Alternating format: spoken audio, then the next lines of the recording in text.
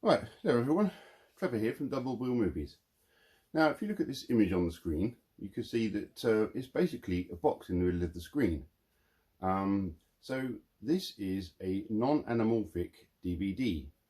There is a way that you can get this to full screen. Sometimes you used to just be able to press your aspect ratio button on your remote of your TV and set it to zoom. So this is on movie full, which is put it in the correct shape. But if I put it on zoom, then it's put it into 4:3 zoom, and it's just stretched the picture. You see they're nice and tall and skinny now, which you don't want. But you want to fill out the sidebars, don't you? You want to stretch it out, so you get rid of the black bars on the left and right. So if we try a few other settings, that's not too bad. And then what else? So that's 4:3, so that's no good. Full 16:9, that's no good. Cinema, no good. So we're stuck with this box, and it's, you know, you could watch it, it's still a big picture, but it's not the most desirable way of doing it. So what you can do, if you stop the film,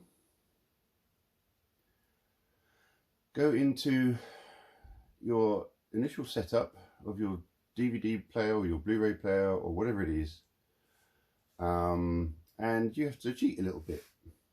So you've got aspect ratio here, and it's set to 16:9 because obviously this TV is 16:9. So how about we put this on 4:3? Okay. So then we come out of there and we start the film again. Thankfully this will just resume. Well, look, we're almost there. We're getting there, aren't we? So let's go through the aspect ratios again. And so that's movie wide. So that's not quite right either. The picture is not that wide. And zoom, and there we go. We have filled the entire screen with a non-anamorphic DVD. So this film is The Battle of the River Plate. I've not found a decent Blu-ray yet, but I'm hoping it gets one because it's a brilliant film.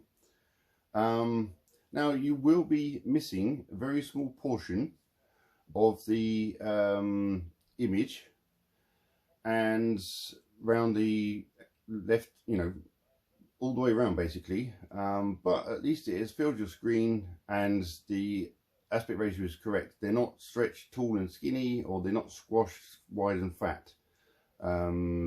Everything is as it should be. And if we skip on a couple of chapters, there you go, plenty of image to see. This was done at Pinewood Studios. Not sure where this was. But there we go. So there is a little trick from my sort of knowledge of working with all this kind of equipment back at my days at Pinewood Studios. And so now you can see that the menu itself is in a bit of a funny shape because that is not presenting itself correctly. But it's, you know, it's the where are we at?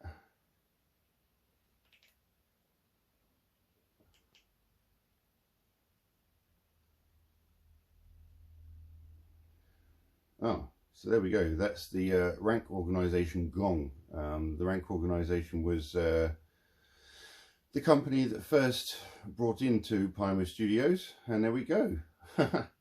So I'm actually working on my Pinewood Studios tour videos, and like I said, I'm hoping to get them out very, very soon. We have a very special day coming up in our year, and that of course is Christmas, and I hope to get it to you by then. not entirely sure if it's going to be one video or if it'll be multiple videos. It just depends on how the editing goes and what my phone can manage.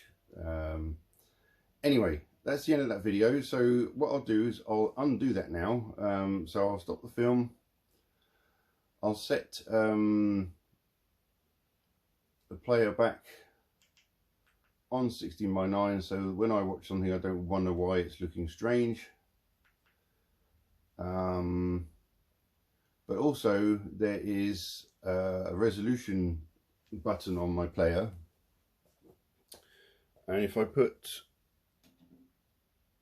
Source Direct Auto, that's what the DVD is. That is, and if I put it on that,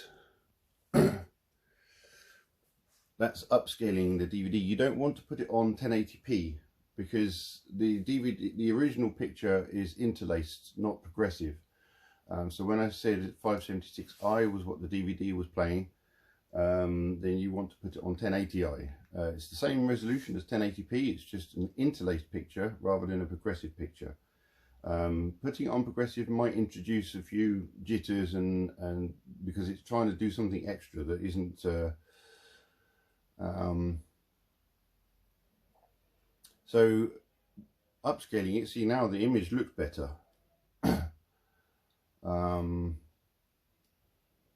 See how much cleaner that is? It's a pretty good upscale of this this player, I have to say.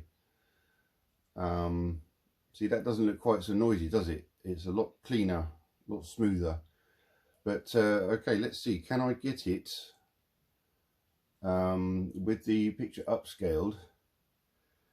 Can I get it full screen? Let's see, because this would be good if I can, and then we both learned something, because I haven't actually tried this before. So if I leave it and press resume, and we're upscaled, and I go through,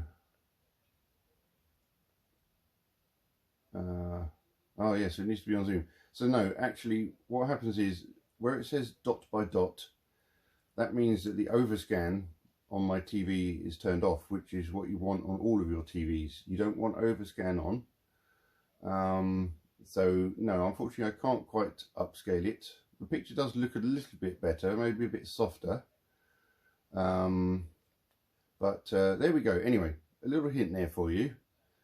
So if you've got some old DVDs that of movies that are not on Blu-ray yet, and you know you still like watching them, but you find that they're a box in the middle of the screen, then that's how you can do it. Go into your player settings, tell the player that the TV is 4:3 and not 16:9, and click through your different zoom options on your TV remote until it fills the whole screen.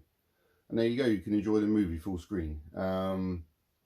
So obviously with wider aspect ratios, you will still get the bars top and bottom, but you shouldn't have it as a box in the middle.